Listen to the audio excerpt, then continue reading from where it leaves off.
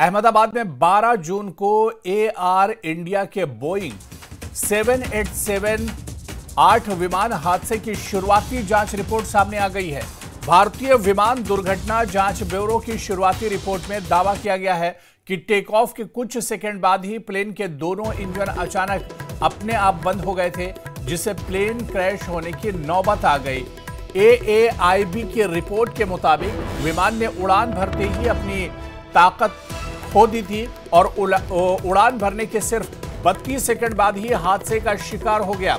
इस दौरान उड़ान भरने के बाद विमान सिर्फ 0.9 नॉटिकल मील यानी लगभग 1.6 किलोमीटर की दूरी तय कर पाया।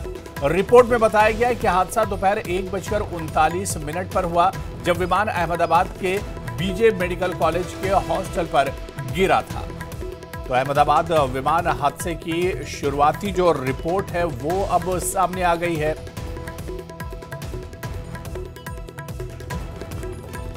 और चलिए इस पर बात करेंगे। मैं सहयोगी प्रियंका खड़ी इस वक्त हमारे साथ जुड़ी हुई। प्रियंका, अहमदाबाद विमान हादसा बहुत बड़ा हादसा था और शुरुआती रिपोर्ट कहा जा रहा है कि अहमदाबाद विमान हादसे की आ गई है।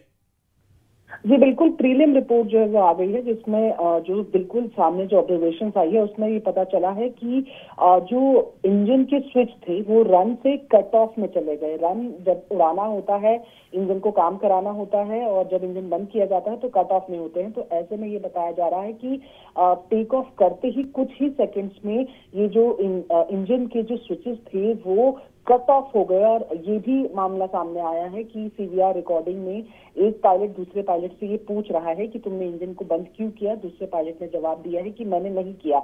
उसके बाद दोबारा से इंजन को शुरू करने की कोशिश की जाती है।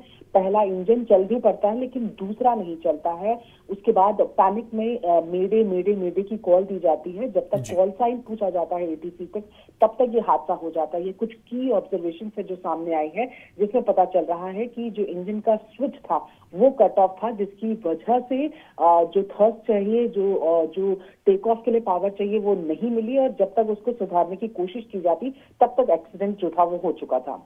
बिल्कुल प्रियंका, देखिए ये तो अभी शुरुआती रिपोर्ट है और इसमें बज़ाहिर पता चल रहा है कि कहीं पर अनदेखी हुई है या कहीं पर कुछ कमी रह गई जिसकी वजह से बड़ा हादसा हुआ। लेकिन क्या इस रिपोर्ट के बाद अभी आगे भी कोई और रिपोर्ट आ सकती है इस हादसे को लेकर?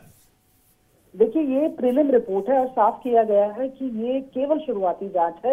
इस जांच के अंत में किसी भी तरीके का कोई निर्देश नहीं दिया गया है, ना बोइंग कंपनी को दिया गया है, ना एयर इंडिया को दिया गया है। यहाँ पर खास बात ये भी दर्शकों को बताना चाहेंगे कि जिस इंजन की हम बात कर रहे हैं, इंजन के स्विचेस की बात कर रहे हैं, उसको लेकर FAA ने पहले भी एयर इंडिया और बोइंग को ये बताया गया था कि ये स्विचेस में थोड़ा प्रॉब्लम है, इनको जांच करवानी चाहिए। पर क्योंकि वो मैंडेटरी नहीं थी, इस वजह से एयर इंडिया ने वो जांच नहीं कराई। और जो फिलहाल प्रीलिम रिपोर्ट में सामने आ रहा है, तो इन स्विचेस के कट ऑफ होने की वजह से ये एक्सीडेंट जो है वो हुआ हो सकता है। लेकिन ये फाइनल रिपोर्ट नहीं है, ये प्रीलिम रिपोर्ट है। फाइनल रिपोर्ट के लिए लगातार इन्वेस्टिगेशन चल रहा है और जो तमाम स्टेक होल्डर्स हैं उनको बुलाकर जो गवाह हैं उनके स्टेटमेंट लिए जा रहे हैं और कुछ टाइम बाद जो फुल रिपोर्ट है वो आएगी।